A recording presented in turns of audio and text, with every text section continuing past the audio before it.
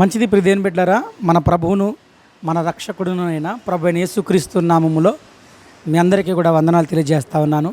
దేవుని వాక్యాన్ని కొంచెం సేపు ఇందురు కానీ యెషయా గ్రంథం 1వ అధ్యాయము 10వ వచనం చూసినట్లయితే, సొదొమ న్యాయాధిపతులారా యెహోవా మాట ఆలకించుడి, గొమొర్రా జనులారా మన దేవుని ఉపదేశమునకు చెవియొగ్గుడి. చూడండి, యెషయా వాళ్ళని అంటున్నటువంటి మాట ఆ ఇశ్రాయేలీల జనాంగాన్ని, అనగా దేవుని యొక్క సొంత జనమైనటువంటి ఇశ్రాయేలీల్ని దేవుడు ఇప్పుడు ఎట్లా పిలువమంటున్నాడంటే సొదొమ గొమొర్రా అటువంటి ఆ పట్టణములతో ఆ జనాల్ని పోల్చాడండి. అంటే దేవునికి కోపం వచ్చేసింది.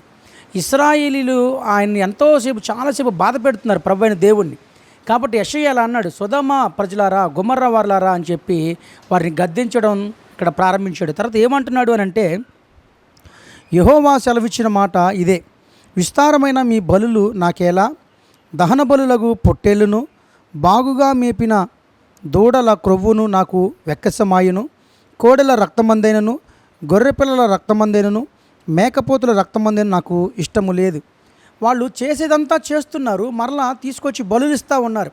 మంచి బాగా క్రొవ్వినటువంటి ఆ గొర్రెలను ఎద్దులను తీసుకొచ్చి బలిస్తూ ఉన్నారు.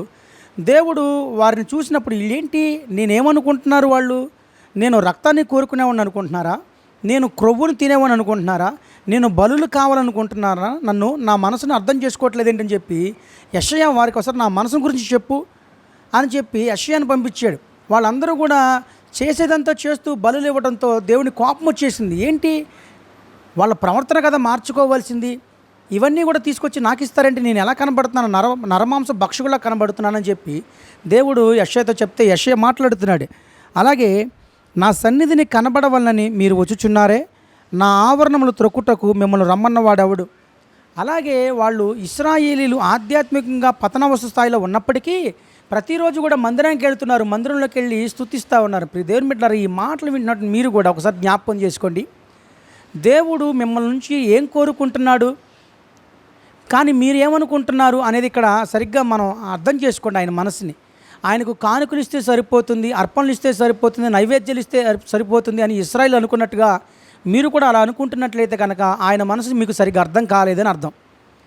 ఆయన మనల్ని కనికరమునే కోరుతున్నాడు కానీ బలిని కోరటం లేదని చెప్పాడు అక్కడ.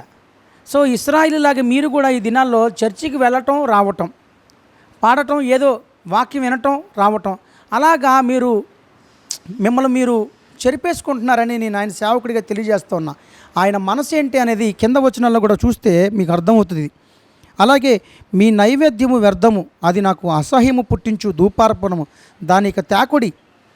ఏమి వద్దంటున్నాడు అసలు దేవుడు, మీ నైవేద్యాలు వద్దు, మీ బలులు వద్దు, మీ అర్పణలు వద్దు, మీ రక్తము మీ క్రొవ్వు ఏమి వద్దురా బాబు, నాకు మీరు ప్రవర్తన కదా మార్చుకోవాల్సింది, మీకు ఎలా కనబడుతున్నాను అని చెప్పి యెషయా నువ్వు చెప్పో సరి, వాళ్ళు మిస్అండర్స్టాండ్ చేసుకున్నారు నన్ను అని చెప్పి దేవుడు మాట్లాడుతూ ఉన్నాడు.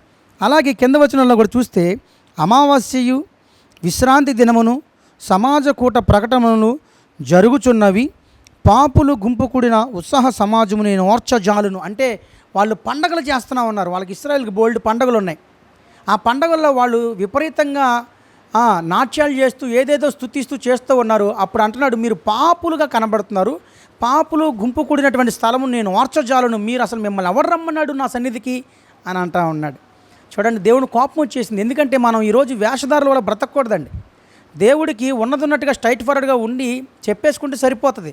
అంతేగాని ఆ లోకంలో ఒకలాగా దేవుని మందిరంలో ఒకలాగా ఇశ్రాయేలులాగా మీరు ప్రవర్తించకూడదని ఈ మాటలన్నిటి కూడా మనకు రాపించాడు. కాబట్టి ఇప్పుడు దేవుని బిడ్డలారా, దేవుని సంఘానికి వెళ్తున్నట్టు మీరు మీ ప్రవర్తన మార్చుకోవాలి.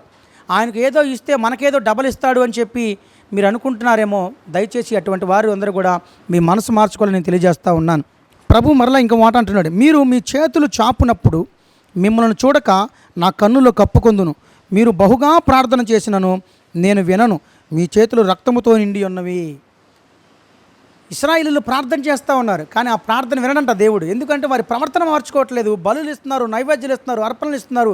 అసలు వారు మారాల్సింది వారి మనసు మారాలని, వారి హృదయం మారాలని దేవుడు కోరుకుంటుంటే వీళ్ళు దేవుని మిస్అండర్స్టాండ్ చేసుకున్నారు. అందుకనే ఇశ్రాయేలీయులారా, మీరు ప్రార్థన చేసినా నేను వినను, నా కనులు కప్పుకుందును, మీ ప్రార్థన వైపు నా చెవులు పెట్టను అని చెప్పి దేవుడు సెలవు చేస్తూ ఉన్నాడు. మరి ఏం చేయాలయ్యా అని అంటే, ఇదిగోండి లాస్ట్ వచనంలో, కీడు చేయటం మానుడి, మేలు చేయటం నేర్చుకోండి, న్యాయము జాగ్రత్తగా విచారించుడి, హింసించబడు వారిని విడిపించుడి, తండ్రి లేని వానికి న్యాయం తీర్చుడి, విధవరాలి పక్షంగా వాదించుడి.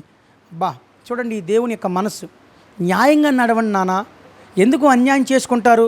మీరు చేసిందంతా చేసి మరల ఇక్కడ రాకూడదు, ఇవి చేయాలి, ఇవి నాకు ఇష్టము, మీ బలులు కాదు, మీ పొట్టేళ్ళు కాదు, మీ మేకపోతులు కాదు అని అంటున్నాడండి. ఇదండి మన దేవుని మనస్సు. కాబట్టి ఆయన సన్నిధికి వెళ్తున్నట్టు మనం అందరం కూడా ఆయన మనసును గ్రహించి మనం న్యాయంగా బ్రతకాలని, పొరుగువానికి అన్యాయం చేయకూడదని, యథార్థంగా జీవించాలని, ఉన్నదన్నట్టుగా అవునంటే అవును కాదంటే కాదన్నట్టుగా ఉండాలని, అంతకుమించి మీ దేవుడిని యెహోవా మిమ్మల్ని నన్ను ఏం కోరుకుంటున్నాడు? కాబట్టి గమనించి ఆయన మిస్అండర్స్టాండ్ చేసుకోకుండా నేను ఆయన సేవకుడిగా ఈ మాటలు తెలియజేస్తూ ఉన్నాను. ప్రార్థన చేసుకుందాం. స్తోత్రములు తండ్రి, పరిశుద్ధుడైన మా ప్రభువా నీకు వందనాలు, స్తోత్రాలు. నీ ఘనమైన నామమునకు మహిమ ఘనత ప్రభావం కలుగునుగాక.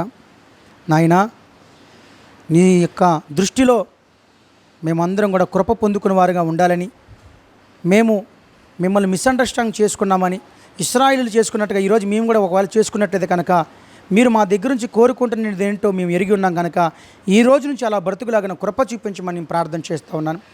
అందరి హృదయాలు ఈ వాక్యం కార్యసిద్ధి కలుగజేయమని ప్రార్థన చేస్తూ ఉన్నాను.